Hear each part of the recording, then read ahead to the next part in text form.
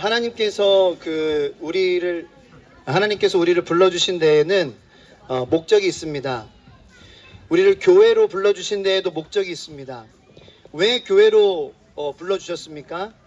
하나님께서 우리를 교회로 불러주신 목적은 우리가 잘나서가 아닙니다. 우리가 능력이 많아서가 아닙니다. 우리가 거룩해서도 아닙니다. 그것은 하나님께서 우리 성도님들을 택하시고 부르신 이유는 죄 때문에 어지러워진 세상, 죄 때문에 혼란스러워진 세상을 하나님께서 아파하시고 안타까워하시며 그 죄로 인해 아파하는 우리들, 상처 입은 우리들을 한 사람 한 사람 치유하여 주시고 하나님의 말씀으로 예수 그리스도의 십자가로 씻어주시고 그리고 성도의 교제를 통하여서 성도의 함께 사는 공동체 생활을 통하여서 우리의 상처, 아픔을 주님께서 만져주시고 회복하셔서 우리 안에 계신 성령님께서 우리를 예수님을 닮아가는 그 그리스도인으로서 성장하여서 이 세상에 하나님께서 회복하실 그 하나님의 나라를 우리가 소망하며 살아가는 그러한 한 사람 한 사람으로 회복하시고 치유하시기 위해서 주님의 사람으로 그리스도인으로 만들어 가시기 위해서 우리를 부르셨습니다. 할렐루야. 그래서 우리가 교회를 포기할 수 없는 이유가 거기 있다라는 거예요. 내가 잘나서 내가 신앙이 좋아서가 아니라 나는 치유가 필요한 죄인이기 때문이라는 거죠. 이 세상은 죄로 말미암아 물들었고 혼란스럽고 그것 때문에 아파하는 것이 바로 우리들이기 때문에 그 상처 입은 우리들을 그냥 두실 수 없어서 예수 그리스도의 피로 이 땅 가운데의 교회를 세우셨다라는 것입니다. 우리는 왜 교회여야 하는지에 대해서 바르게 묻고 분명히 대답할 수 있어야 합니다. 그래야 우리 자녀들에게 너희들이 왜 건강한 교회를 만나야 하고 그것이 왜 축복이고 건강한 목회자, 건강한 그런 신학 안에서 말씀 안에서 왜 자라가는 것이 왜 중요한지 이것을 가르쳐 줘야 합니다. 그래야 교회가 계속해서 교회의 역할을 할 수 있는 거예요. 자, 중요한 것은 우리가 교회로 모였지만 이제 교회로 모여야 됩니다라고 얘기하죠. 그 다음에 얘기하는 게 뭐예요? 하나 돼야 된다라는 거예요. 하나 돼야 된다라는 거. 그런데 이 하나 돼야 된다라는 것도 왜가 중요해요. 우리가 이 왜를 놓치고 살면은 하나 되는 가운데에 어렵기 때문에 이 왜가 없으면 우리는 하나 되는 것을 금방 포기하게 됩니다. 무슨 하나야. 그냥 이게 너무 힘들고 내 마음 가운데에 이제 부딪힌다라는 거죠. 여러분들 처음 우리 주의 소망교회에 오셨을 때 어떠셨어요? 처음이니까 아마 좋으셨을 거예요. 많이. 그죠? 이렇게 저희 교회 처음 이렇게 겉에는 그게 멀쩡해 보이지만 또 안으로 들어오면 굉장히 우리 교회만의 그런 옛날 교회 클래식함이 있어요. 그게 저희 장점인 것 같아요. 그래서 새 건물인 줄 알고 들어왔는데 굉장히 안에는 옛 건물인 것 같아요. 그러한 매력이 있어요. 처음에 들어오시면은 또 새 가족으로 이렇게 영접 받으시고 그리고 밥 먹을 때에도 이렇게 건들지 마세요. 치우는 거 건들지 마세요. 다 서빙 해주고 그렇게 해줍니다. 그러니까 처음에는 마음이 이 교회에 와서 좋은 거예요. 환영해주고 하니까. 그리고 또 처음 또 제 설교 스타일은 조금 날 것 같지 않습니까? 그죠? 좀 회먹는 것 같이 좀 이렇게 그래서 좋은 것도 있고 나쁜 것도 있고 그런 것 같아요. 좀 충격적인 설교를 들으면서 여러분들이 또 은혜가 될 수도 있어요. 그런데 한 주, 두 주, 세 주, 네 주, 두 달, 세 달, 6달, 1년 이렇게 시간이 지나면 지날수록 그리고 여러분 한 사람 한 사람이 교회에 가까이 천천히 서서히 들어오면 들어올수록 우리는 뭘 느끼냐? 부대낌을 느낍니다. 부딪히게 됩니다. 부딪히게 되는 거예요. 그래서 제 말씀에 부딪히실 수도 있고요. 처음에는 은혜가 됐던 말씀이지만 지금은 이렇게 좀 마음에 부대끼는 거죠. 관계에서 부딪힐 수도 있어요. 사역을 하면서도 부딪힐 수도 있습니다. 그런 부딪히는 것들이 하나하나 생기게 되는 거예요. 자, 그렇다면은 우리는 잠깐 거기서 멈춰야 됩니다. 자, 멈추고 생각하는 거죠. 자, 내가 지금 부딪히는 거, 내가 지금 말씀이 분명히 목사님은 하나님 말씀 그대로 전하는 것 같은데 왜 부딪히지? 왜 이렇게 좋은 교회를 처음에는 내가 좋은 교회라고 생각하고 이렇게 참 좋은 그러한 경험을 하고 은혜를 누렸는데 왜 지금은 내 마음이 은혜를 받지 못하고 있지? 왜 관계 속에서 계속 나는 상처를 받고 상처를 주고 있지? 이러한 것을 우리가 경험하면서 잠깐 스톱. 자, 하나님에게 그러면 문제가 있을까요? 하나님에게 문제가 생겨서 하나님이 창조주 하나님이신 것이 멈춰지게 돼서 하나님이 잘못되어서 그런 문제가 벌어진 걸까요? 그건 아니에요. 여러분들이 지금 믿음의 어떠한 신앙의 레벨이신지 간에 하나님에게 문제가 생긴 건 아니에요. 하나님은 여전히 창조주시고 하나님은 그의 사랑을 여전히 십자가에서 예수 그리스도를 통해서 확증해 주셨고 주님은 말씀을 통해서 항상 우리와 함께 하신다 그러고 항상 성령님은 내 안에서 나를 도우시고 하나님은 문제가 없어요. 그러면 내가 교회에서 하나 되려고 할 때 부딪히는 거, 그것은 그러면 누구의 문제냐? 죄인인 우리들이기 때문에 우리는 교인들 때문이야 라고 생각하는 경향이 있다는 거죠. 저 사람 때문이야. 저 사람 때문에 내가 부딪히고 있어. 그런데 조금 겸손하신 분들은 이 하나님 문제가 아니기 때문에 다른 사람의 문제라고 생각할 수도 있겠지만 내 문제라고도 생각하시는 분도 있을 수 있어요. 그런데 그것도 잘못된 방향으로 나아가면 또 교회를 또 떠나가시는 그러한 일들도 있다는 거죠. 나 문제 있으니까 나 이 교회 나 안 해. 이거 나 때문에 그런 거라고 사람들이 그러니까 나 기분 상해서 할 수 없어. 난 문제 있는 사람이었어. 나는 그래 이 교회에 어울리지 않은 사람이었어. 나는 말씀대로 살아가는 거, 믿음을 내가 갖고 누리는 거, 살아가는 거 나한테는 어울리지 않는 거였어 라고 교회에 등 돌리고 성도들을 향하여서 등을 돌리는 경우도 있을 수 있다는 거예요. 자, 그런데 여러분 충격적인 사실을 알려드리겠습니다. 다른 사람들에게 문제가 생긴 것도 아닙니다. 더 충격적인 사실 알려드릴까요? 여러분들에게 문제가 생긴 것도 아닙니다. 그러면 뭘까요? 가장 충격적인 사실, 문제는 원래부터 우리 모두에게 다 있었던 것이었습니다. 충격적인 사실이죠. 우리 모두에게는 다 문제가 있었어요. 다만 여러분들이 처음 가지신 그 귀한 마음들, 내가 이 교회에서 정말 신앙생활 다시 해보고 싶어, 다시 내 마음에 하나님께서 그 성령의 충만함을 내가 불을 받고 싶고 더 주님을 알고 싶고 더 사랑하고 싶은 그러한 마음이 있어라는 그 귀한 마음, 그 마음을 하나님께서 기뻐 받으셨기 때문에 하나님께서 여러분들의 영의 눈을 열어주시고 마음을 열어주시고 그리고 한 걸음 한 걸음 교회에 가까이 나아가게 하면서 그 안에 있던 문제들을 드러나게 해주시고 직면하게 해주시고 느끼게 해주시는 거라는 거예요. 왜? 상처 치유 때문에.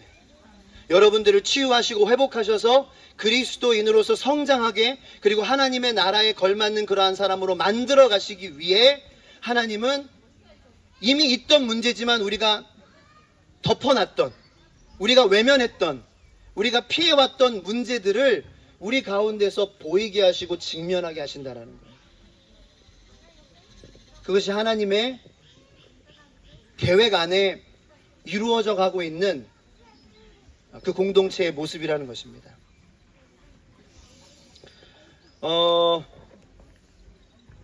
그렇습니다. 우리는 서로 하나가 왜 돼야 되는지 제가 지금 말씀을 통해서 여러분들에게 말씀을 전했어요. 근데 그게 힘들어요. 너무 힘들어요. 오늘 제가 일부 예배 때 정말 중요한 말씀을 하나님께서 저에게 전하게 해주셨어요. 여러분들 기회가 되시면 오늘 그리고 한 주간 살아가시면서 오늘 일부 예배 말씀을 꼭 들으셨으면 좋겠어요. 자, 말씀을 하나 찾아서 읽었으면 좋겠는데 출애굽기 4장 11절 말씀이에요. 이게 오늘 본문 말씀 중에 한 절이었는데 제가 읽어드릴게요. 여호와께서 모세에게 이르시되 누가 사람의 입을 지었느냐? 누가 말 못하는 자냐? 못 듣는 자나? 눈 밝은 자나? 맹인이 되게 하였느냐? 나 여호와가 아니냐? 하나님이 이렇게 말씀하시는 거예요. 모세에게. 모세야, 내 책임이다. 하나님은 이 세상의 모든 장애, 못 보는 시각장애, 청각장애, 농인, 말 못하는 장애, 모든 지체장애, 모든 장애를 두고 내 책임이야 라고 말씀하시는 거예요. 갑자기 모세는 지금 하나님 저는 못해요. 저는 말이 어눌해요. 저는 혀가 둔합니다. 이렇게 자꾸 핑계대고 있는데 갑자기 하나님께서는 야, 다 내 책임이야. 이 세상의 모든 그러한 장애들 다 내 책임이란다. 여러분, 이 하나님의 말씀이 여러분들의 마음을 어렵게 할 수 있어요. 특별히 가족 중에 장애인이 있으신 분들, 자녀들 중에 장애가 있으신 그러한 분들 있으실 수도 있어요. 그러면은 모든 장애가 내 책임이라고 자신에게 책임을 전가하는 하나님을 보면서 마음이 원망스러울 수 있어요. 하나님에게 마음이 서운할 수도 있어요. 자, 그렇다면 하나님께서 왜 모세에게 야, 너 세상에서 보는 모든 장애가 다 내 책임이야 라고 말씀하셨을까?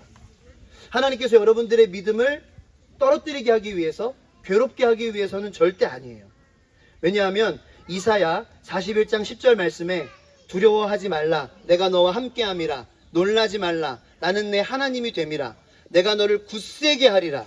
자, 따라해 보겠습니다. 굳세게 하리라, 굳세게 하리라, 도와주리라, 도와주리라, 나의 오른손으로 붙들리라. 나의 오른손으로 붙들리라. 자, 그렇다면 이 이사야 41장 10절 말씀이 사실이라면 하나님께서 이 세상에서 모든 장애들 내 책임이야 라고 말씀하시는 것은 모세를 놓기 위해서, 모세의 믿음을 떨어뜨리기 위해서, 모세를 안 도와주시기 위해서, 모세를 약하게 하기 위해서, 더 밟기 위해서 하신 말씀이 아니라는 것임을 우리는 알아야 돼요.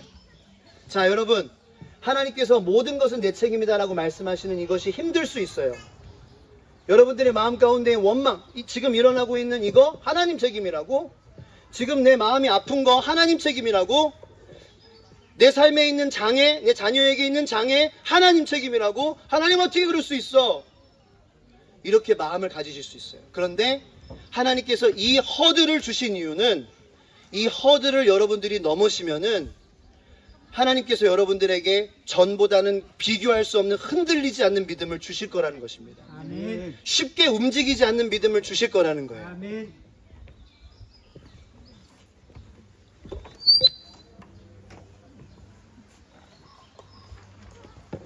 미술에 화법에 여러 가지 화법이 있습니다. 자, 멀리서는 안 보이실 거예요. 그냥 저기 참조하시고 들어주세요. 프레스코 기법이라는 화법이 있습니다. 프레스코 기법은 마르지 않은 석고 위에다가 그림을 그리는 건데요. 이것은 굉장히 정교함이 필요합니다. 대표적인 프레스코 기법으로 그려진 그림은 레오나르도 다빈치, 레오나르도 디카프리오라고 할 뻔했어요. 레오나르도 다빈치가 그린 천지창조가 프레스코 기법으로 그려진 그림이에요. 자, 이 그림은 실수를 용납하지 않습니다. 한번 망치면은요, 다시 석고를 발라야 돼요. 처음부터 다시 해야 된다고요. 조금이라도 실수를 용납하지 않습니다. 여러분, 이게 우리의 인생입니까? 아니요. 우리의 인생 잘못하면 다시 쓱 지우고 응애부터 다시 할 수 있습니까? 못합니다. 그 다음에 나온 기법이 뭐냐면요, 유화 기법이에요. 이 유화 기법은 덧칠을 할 수 있습니다. 그래서 잘못된 부분을 이렇게 땜빵을 하는 거죠. 여러분, 우리의 실수와 잘못을 세상 사람들은 스펙으로, 그리고 돈으로 덮으려고 하고 땜빵하려고 합니다. 그런데 마지막으로 여러분들에게 보여드릴 이 그림은 점묘법이라는 그림입니다. 점묘법은 어떠한 그림이냐면은 하나하나의 점들로 찍혀진 그림이에요. 실수로 잘못 찍은 것 같아요? 괜찮아요. 그 옆에 있는 점들을 찍어서 그것을 커버할 수 있어요. 다시 덮는 건 아니에요. 가식적으로 덧칠하는 건 아니에요. 그런데 하나하나의 점들이 의미가 있다라는 거예요. 여러분의 삶 가운데에 왜 이 점이 찍혔지? 왜 이 아픔이 나에게 있지? 왜 시련이 나에게 있지? 우리는 몰라요. 그런데 하나님께서 뭐라고 말씀하세요? 그 점들 다 내 책임이야. 그 점들 다 내 책임이야. 때로는 우리는 난 더 좋은 색깔의 점을 찍히고 싶은데 나는 왜 이렇게 어둠침침한 지금 점이 찍히고 있나요? 그런데 그 부분에 대해서 하나님은 책임 전가를 하시지 않는 거예요. 너 때문도 아니야. 다른 사람 때문도 아니야. 내가 점을 찍고 있어. 내 책임이야. 사랑하는 성도 여러분, 이게 우리 그리스도인의 인생이 아닙니까?